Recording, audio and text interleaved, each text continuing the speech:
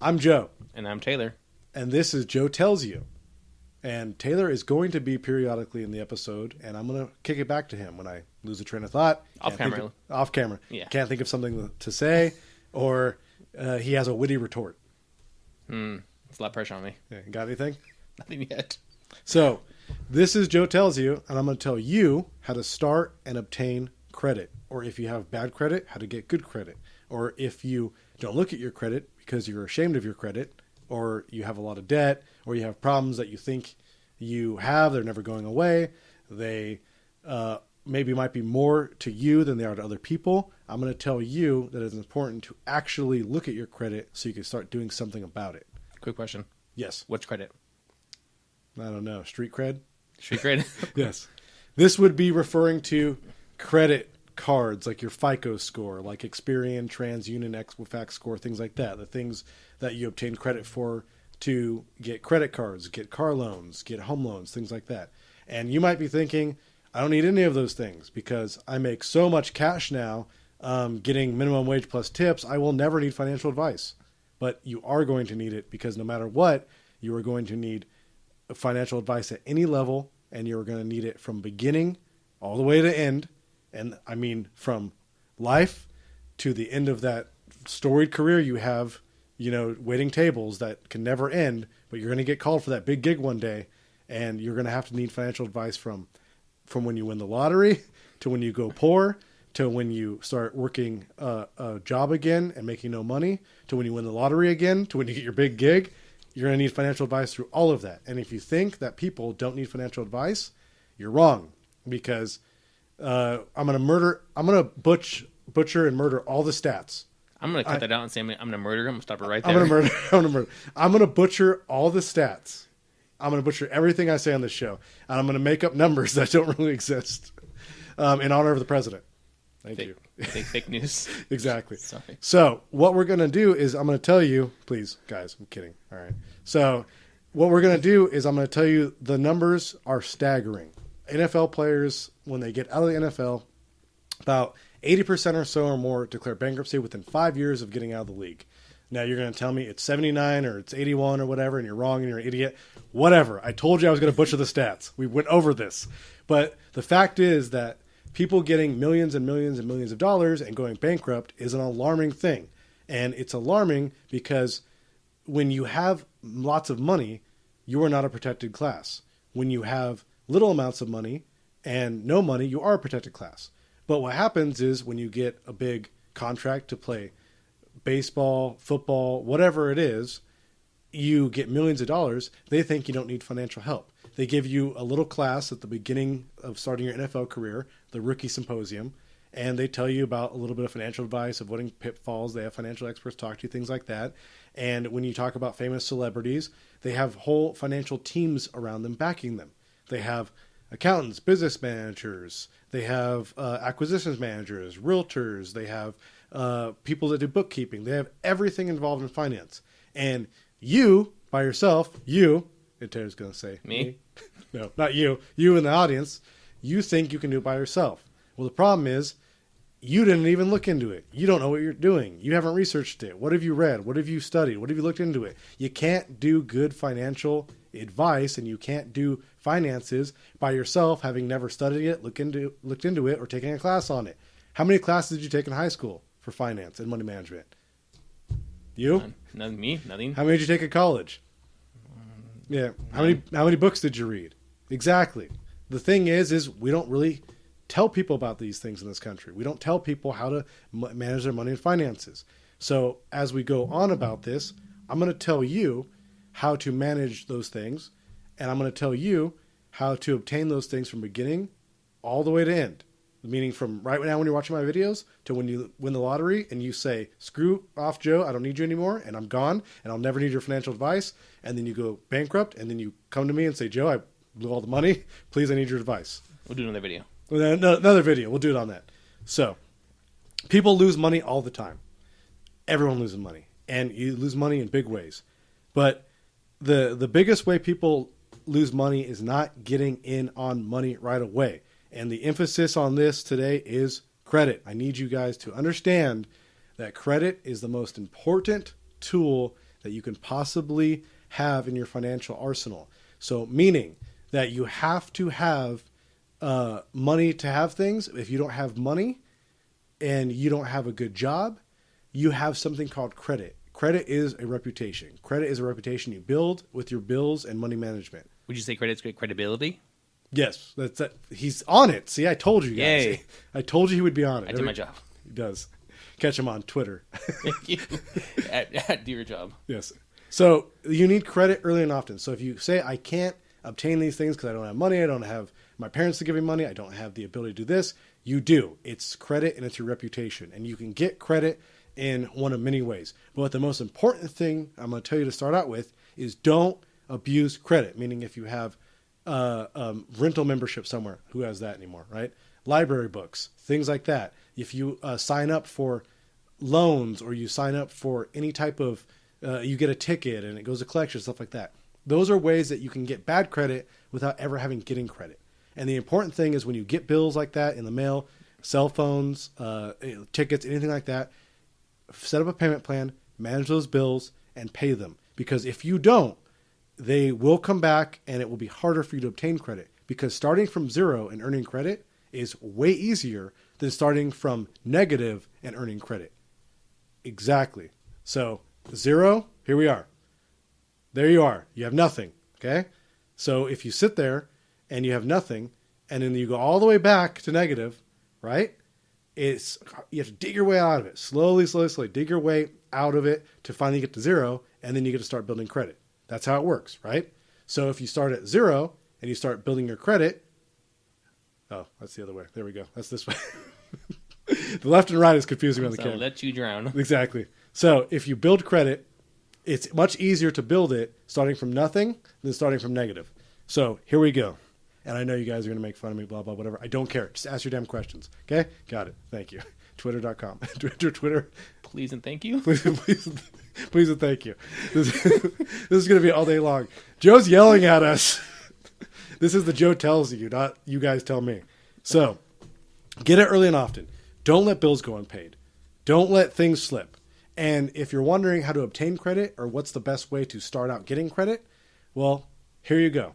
If you don't have credit, you can start off with a simple credit card. You can start off with a secured card, and you can go to any bank and get one. A secured card is where you put up any amount of money, usually starting at a couple $100 to $500. You put up that amount of money, and they hold on to your money, and they give you a credit card in the same amount. And then what they do is they hold that credit card, and they hold that money aside. And if you don't pay your credit card bill, they take it from your secured fund, hence the name secured credit card.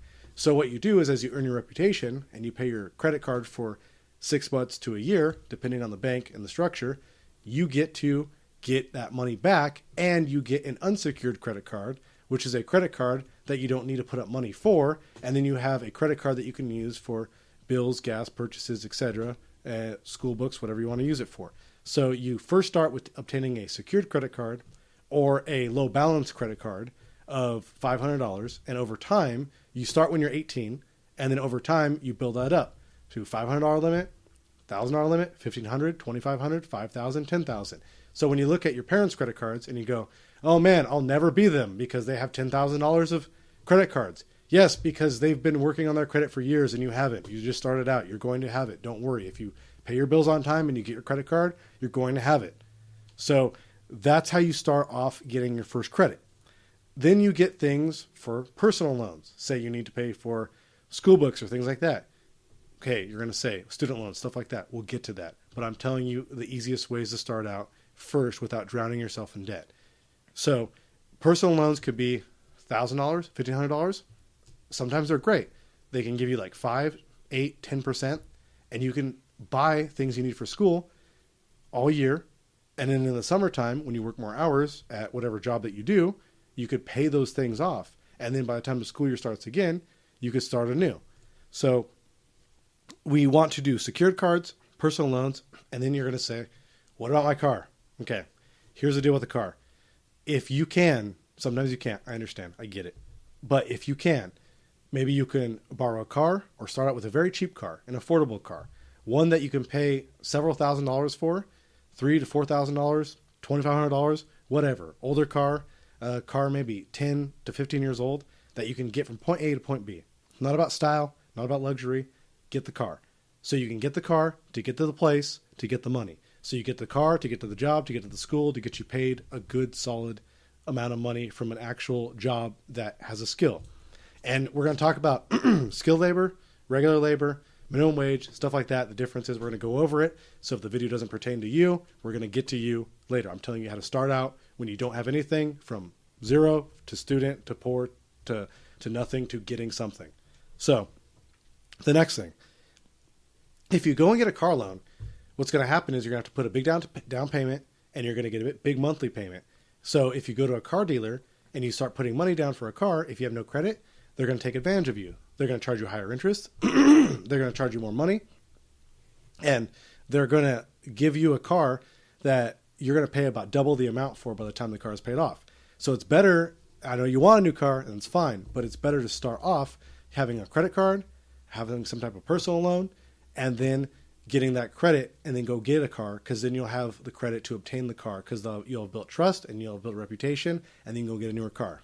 If someone gives you a car, or you're using someone's car, it's great, because if someone gifts you a car, you can take the loan out against the car. I've talked about this before. We'll go over it different times. And you can obtain a car loan against the car's title loans, but don't go to a title loan place because they're going to be very expensive. But you'd want to go to a bank or a credit union, a bank that uses this information to give you a car loan, and use that for bills, expenses, things like that. And they'll give you a good car loan rate, and then you'll pay that back, and you'll still own your car, and you'll have money for use in school, books, everything else. And then when you have that, you'll be able to pay that off. And by the time you're done paying it off, you have a paid off student credit card or a secured credit card. You have a paid off personal loan, and you have a paid off car loan. So by the time you do that, your credit score should be up to at least a rating of about, it goes through like for your sake, it would be, I'm not going to give you a number range, but it's going to go, let's say, A credit, B credit, and C credit. I'm going to tell you that by the time you're done with that, you'll have about B level credit, and you'll be close to getting A level credit when you get a car loan, and then you pay your car loan for a couple of months, and you'll have A level or superior credit. So that's generally how you would build credit to get to that point. Time it takes would probably be about 6 months to a year or so to have really good credit. And then by the time you started out when you were 18, going to 19, you would have enough credit to get most of the things that you would require that age. Student loans, car loans, things like that, etc. So how does this relate to everything else? Well, student loans, they give you a lot of them early and often, and they saddle you and cripple you with debt. They don't cripple you and saddle you with debt right away. They do it later on. So what happens is when you get student loans is they'll give you like $10,000, $20,000, $30,000, whatever. They'll say you can graduate and you can pay it back. Here's the problem. You're going to be the poorest you're ever going to be when you're starting out and you're not earning money and you're going to college and then you graduate. Those are the poorest years you're going to have. You're going to be sitting there tight on your meals, tight on your budget, tight on your going out, tight on your dates, everything. So you don't want to saddle yourself early with a bunch of debt right off the bat.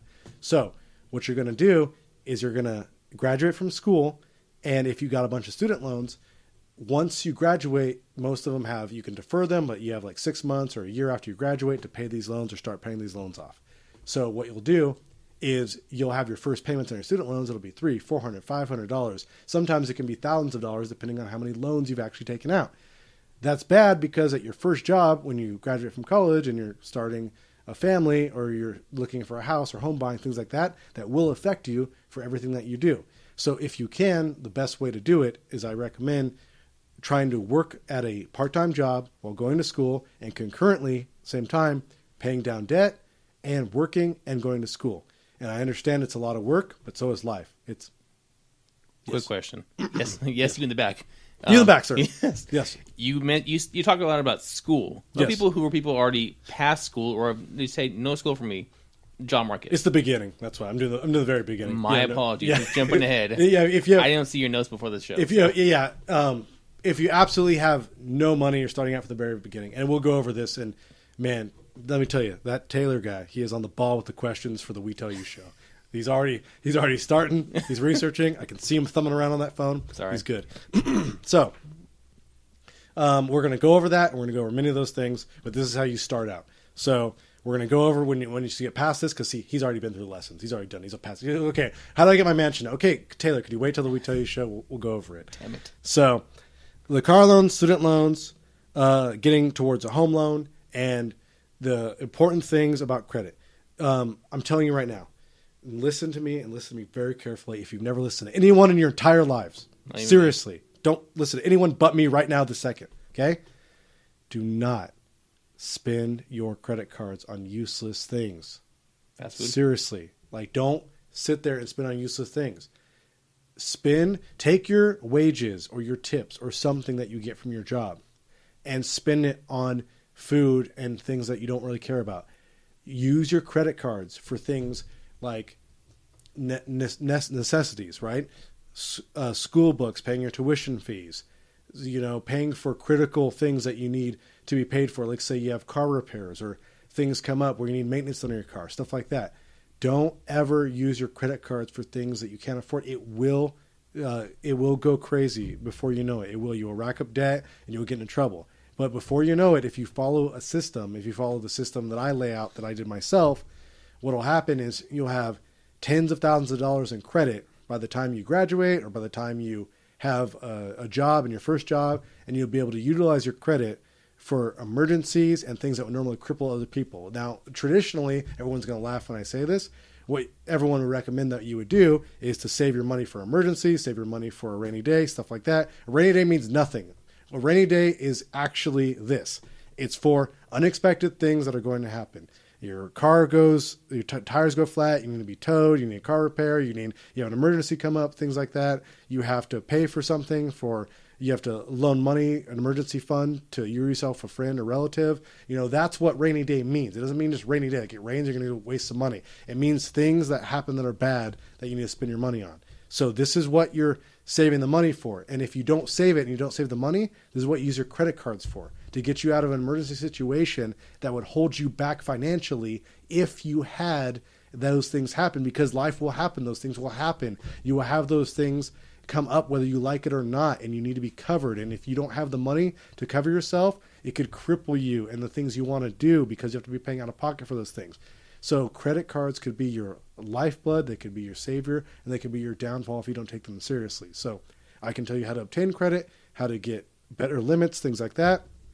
It's up to you to use it responsibly, but I'm telling you and encouraging you right now that keeping a solid reputation, low debt, and using your credit card for emergencies and necessities only. No, necessities aren't video games, Taylor, Xbox. No, I'm not talking about. Yeah, exactly. Those aren't necessities, actual real necessities that you need the money for in an emergency situation. Well, groceries. You sometimes groceries, depending. I don't like to use it for all groceries, because groceries could be really inflated, right? Groceries, you could be like, oh, well, I need this filet because totally I want a filet. No, stop it.